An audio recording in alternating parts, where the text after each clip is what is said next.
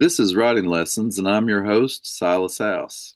In each episode of Writing Lessons, we look at a different topic of creative writing, and today we're focusing on plot.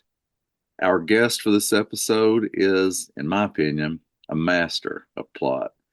Gwenda Bond is the New York Times bestselling author of many books, including her most recent, The Frame Up, a magical art heist novel. Other books include the first official Stranger Things tie-in novel, the young adult Lois Lane series, and the Cirque Americaine series. Gwenda is also a great contributor to creating community among writers, which is so important, including being a founder and the current chair of the Lexington Writers Room. She's a native of southeastern Kentucky, like me, and also like me, she now lives in Lexington. I'm always glad to be in conversation with her. Thanks for being with us, Gwenda. I'm so excited to be here. I'm always glad to be in conversation with you. Well, writers worry so much about plot, but I tend to think that if I work on my characters and I build them and know what they want, the plot will arise on its own. Do you subscribe to that notion, or do you go about it in a different way? Stories tend to come to me with a character and a situation almost simultaneously.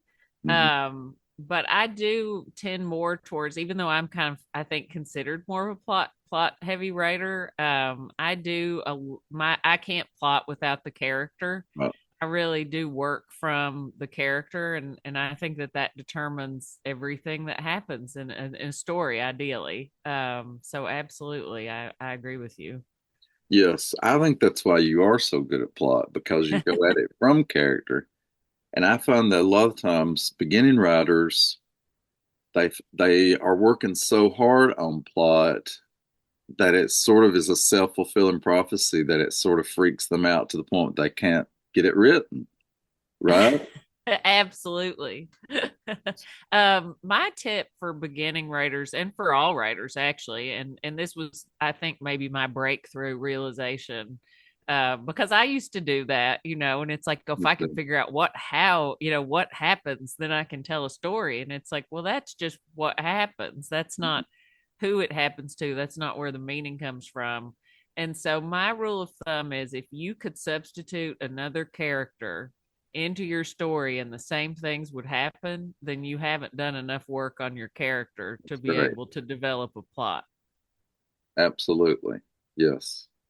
I think that for me, one thing that's so important is knowing what my character wants. Mm-hmm. And then it's about, trying to figure out if they're going to get that or not. Right, right. And how they're preventing themselves from getting it. Right. Exactly. That's the interesting part. Yeah, But also I think sometimes people confuse story with plot. I agree. And the thing is, just about everybody can tell a story, right? Because I mean, it's like ingrained in us from the time we're infants. We're told stories, we hear them every day of our lives. Mhm. But being a writer is very different than being a storyteller.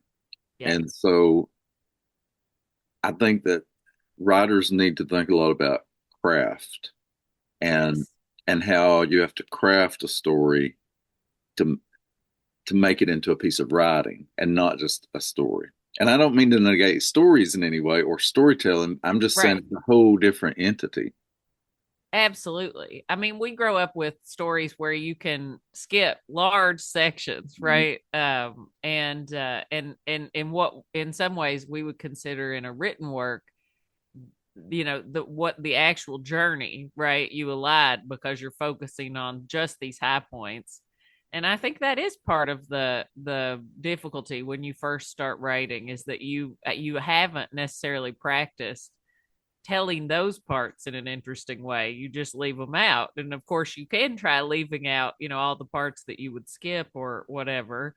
Mm. To quote another writer, but you need the connective tissue in order to take the reader on a journey. And so I feel like it's all interconnected. It's what points can you not go on the same journey with the character without experiencing them as a reader, you know? Mm. Right.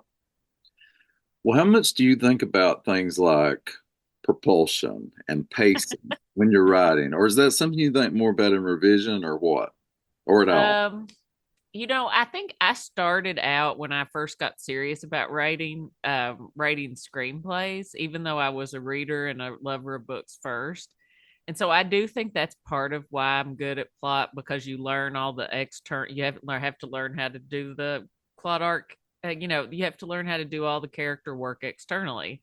And so Mhm. the learning curve for me was really learning how to put that internal piece on the page. And so I think I naturally am pretty good at pacing. And so what I end up doing is going back in and layering all of the rest on top of kind of the what is happening in the story. Yeah, that is so important, isn't it? What's happening on the surface is one thing, but Right. really what makes a good book is what's happening beneath the surface and all those layers. That Yeah. that that too is sort of the difference between a story, which can be more surface, and a piece of writing in that way that it has to have those layers. Absolutely. And I don't know many writers who can conjure every layer at once. So I think that's another thing, when you are a beginning writer, you might think, well, I wrote that scene and that scene is done, but I Mhm. don't know about what your daily routine is like. But even when I'm working on a first draft that I know is going to change, I'm working over a scene Yeah. several times. Oh, Um at least. yes. Well, growing up, I read a lot of stuff like Stephen King and a lot of real commercial fiction, and I really am thankful for that. I feel like it was such an education, especially in plot, to the point that I don't have to think a whole lot about plot. Like we were saying, if you Yep. create your character, the plot will arise, etc. But I do think some of that comes from reading heavily plotted work as a young reader and young writer. So the main one I can point to is Stephen King. Are there any Mhm. particular writers or books that you feel gave you a foundation as for plot? I also read a lot of Stephen King, and I do think he's kind of a master of character and plot. So it's no surprise that he was an influence on both of us. And I agree, genre fiction. And I'll tell you, as an adult, one of the best tutorials and I always tell writing students this because someone in my grad program said read 100 romance novels, and Hmm. you'll learn a lot about how to put emotion on the page and how to make a compelling plot because they are automatically, the end point is a happy ever after. And yet these books are page turners. And that is a masterful trick. That is something that takes a really high level of craft. So I feel like genre fiction, though, any genre you can absorb. I feel like those things. And, as you get more advanced, like my latest novel was a heist novel. I studied heist stories, before I started writing it because I just wanted to internalize the rules and figure out what worked for me in a heist story and what I didn't care for that much. Um, and so I do think like if you're trying to write a certain kind of story, it always helps to be an expert in what has been done, so that you can take it further in your direction. Right. You just said something. You paid attention to what you didn't like as much, Yes. and I think that's important. I'm always telling beginning writers or writers period to write the book they want to read. Yes. And I think, anytime that if you were trying to shape a book to check off as many boxes as possible and as big an audience as possible and all that, it's never going to work. It has to It'll just be be terrible. right. Yeah. It has to be the story you want to tell That's and, right. and that you care about. So the way you said that, I think solidifies that. Well, when I'm teaching writing, I often tell students about the CCCR method. Now, this is conflict, complications, crisis resolution. It's not something I think about constantly while I'm writing, but if I'm doing my job correctly, that will happen organically. So, conflict, basically the trouble, right? Complications is the way the trouble manifests for the character. And then crisis is like the point where it all comes to a head. And then the resolution is, how this goes. do they live happily ever after or not? Hmm. Um, I mean, are you thinking about devices like that at all when you're writing, or is it all just totally organic for you by now? If I wish it was all totally organic. I'm always thinking and overthinking when I'm working.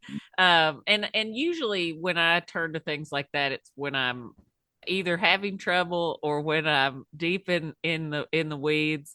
A lot of times I just talk those things out with writer friends, and that will solve things. I always encourage people to articulate your problem out loud, because a lot of times you'll solve it. Um, but I will say, every time I'm finishing a book, about 80% in, I buy a book about how to write a book and read it rapidly to Mhm. make sure that I know what I'm doing.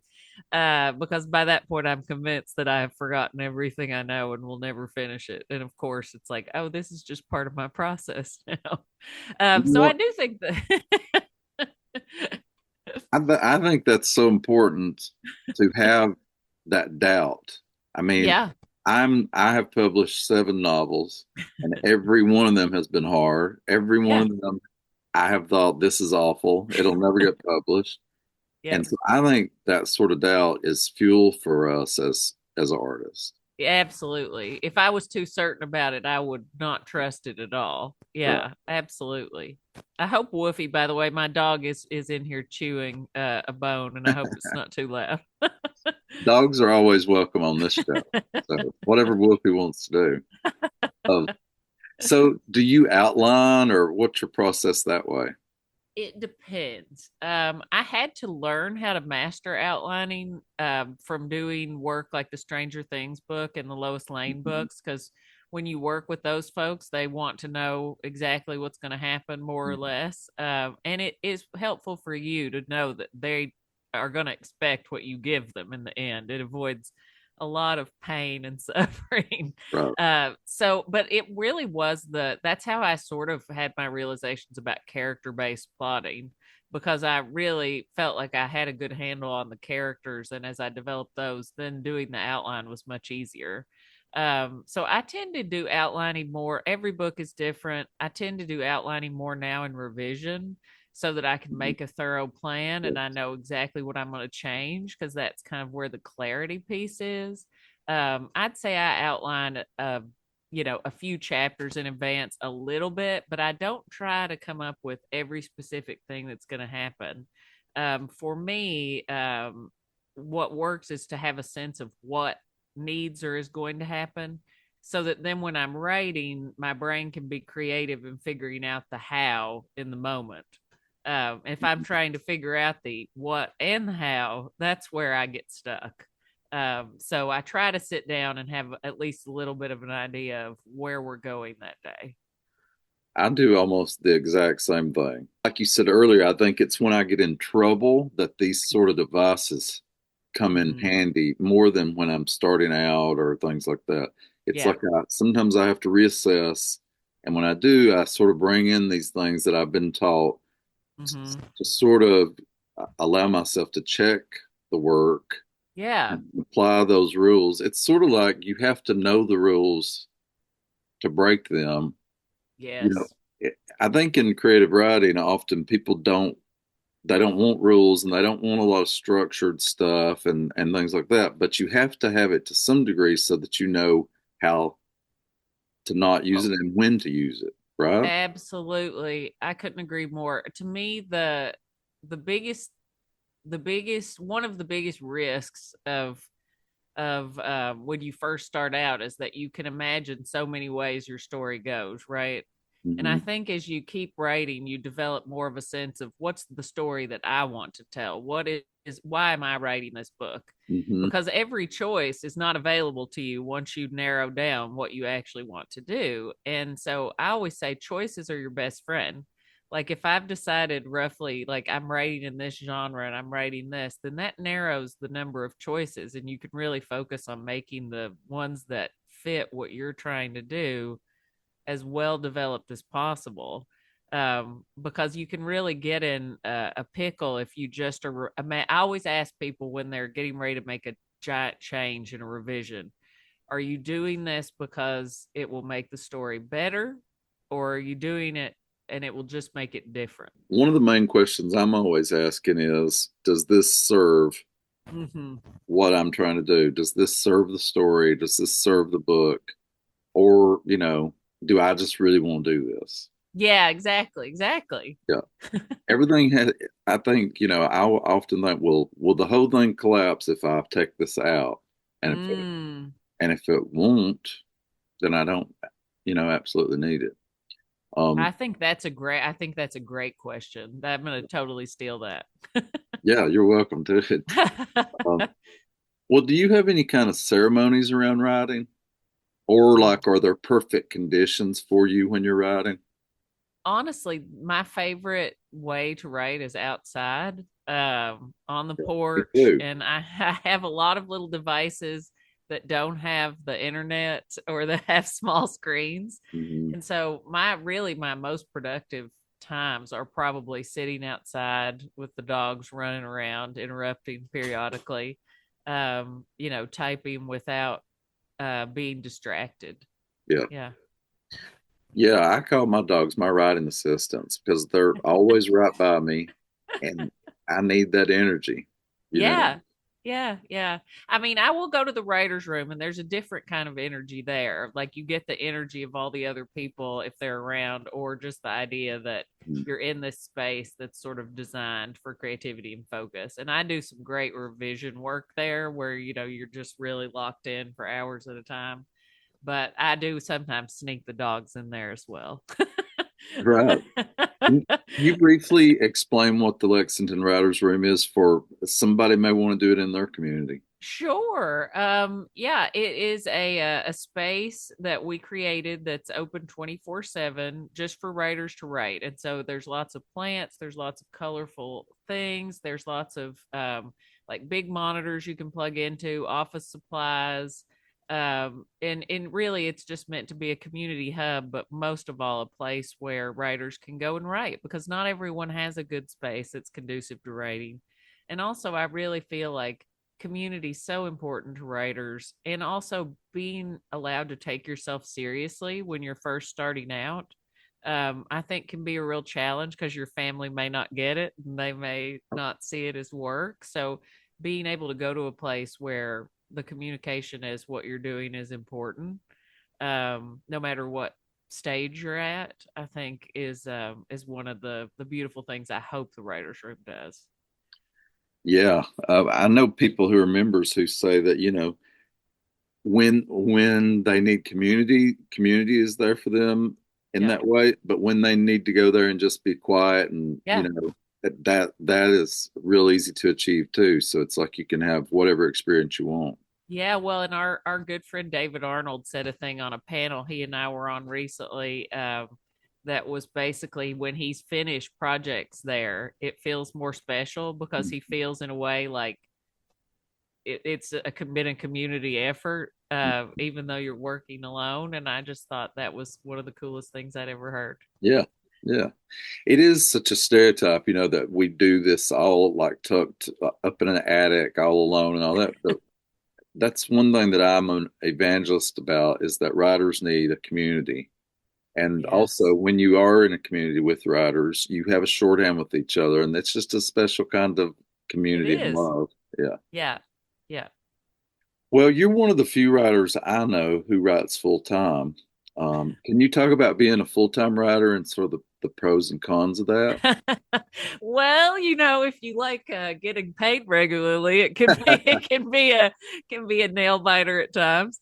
If your life goes haywire, it can be difficult because if you shift things around too much, then your payment schedule gets all screwed up. And I mean, it is a constant hustle. On the other hand, it's very motivating to know that it's not really a choice. You have to sit down and do the work, and I feel very fortunate. I've been really lucky, and I do feel that living here, where we have a low cost of living and such a great vibrant community, is pretty ideal for a writer. And I had a day job for many many years, so I'm keenly aware that it's ridiculous that I sometimes had an easier time getting my work done when I had a full time job, because sometimes when you have all this time, it's really easy to like fritter it away doing this or that, or creating a nonprofit or whatever things you do to procrastinate. Um, but I do feel like I'm able to be more deliberate and just have more time for living and breathing now. But it certainly can be. I do say like it depends on your temperament. Like if you can't deal with uncertainty, you shouldn't even consider that an outcome that you want, because Right. it's not something where every day you're going to be like, I know exactly what's going to happen, and I know exactly how this book's going to do, and I know that I'll be able to sell the next one. Right. Yeah, Yeah. because we never know that. We never know. Exactly, you never know, so you just have to always be like, well, I'm glad I get to do this for now. Yep. Well, if you could recommend one of your books to our listeners, which one would it be? I guess the most recent, the frame up, especially because we're talking about plot, and I think Mhm. heist stories are some of the most difficult. It definitely was one of the most moving parts of any book that I've ever done, and I think it's my most Kentucky book. Yeah, And it is filled with all these things I love, like art history and magic, and but also works in the real world. So I think it can appeal to readers who like a little bit of magic in their storytelling, and those who prefer real world magic. I would second that. I think the frame up is just masterfully plotted, You. and I would recommend it for anybody who wants to learn how to create vivid characters. I mean, on the very first page, you understand that character, and so Thank it's such you. a beautiful book. So yeah, everybody out there read that. Before I let you go, you mentioned earlier that you had done some screenwriting, and I know that you love film. I do Hmm. too, and I think film has been it's such an important part of my writing process. When I am writing a novel, I I avoid other novels that are sort of similar in theme or Hmm. whatever, but I go to films that are similar and I Yeah. sort of luxuriate in them. Why do you love film so much as from a writer's point of view? Well, I think visual storytelling is so potent, right? I think I've just always connected with visual arts, and I do think as a writer, when we watch films, we're because books are the only place that I say where you can really experience the inside of another person. That's the magic that they Mhm. can do that nothing else can do.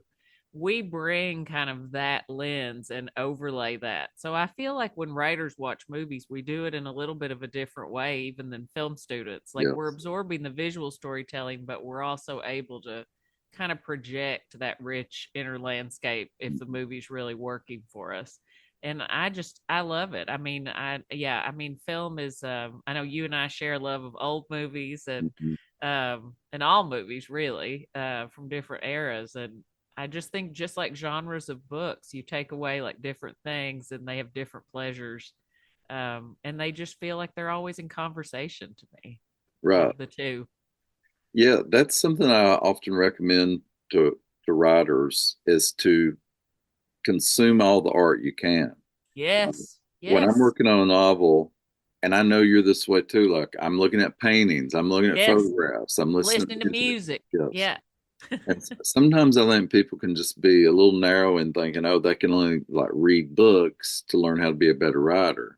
I think Oh, consuming yeah. art makes us better artists. Oh, absolutely. And also like your visual vocabulary. I mean, I really recommend people go wander through galleries. And if I'm Mhm. stuck, that's where I go. I'll go find any art show. If you can find one painting that moves you to look at, somehow it will unstick your brain a lot of times. Right. Well, thank you so much for all these tips. These are great writing lessons Well, for thank folks. you. And as you know, I love your work and I love you too. So, Back at you. all right. Thanks. We'll see you soon. Writing Lessons is an initiative of the 2024-2025 Kentucky Poet Laureate. That's me, Silas House. I'm thankful for the support of the Kentucky Arts Council, the Carnegie Center for Literacy and Learning, the Office of Governor Andy Beshear, and Kentucky Humanities. This show is written, recorded, edited, and produced by me. I hope you will share the show with other writers, students, or anyone who is interested in the creative process. Please subscribe to our show And if you like it, I hope you'll leave a review or a 5-star rating. That'll help us get the show to more listeners. Thanks so much for listening to Writing Lessons.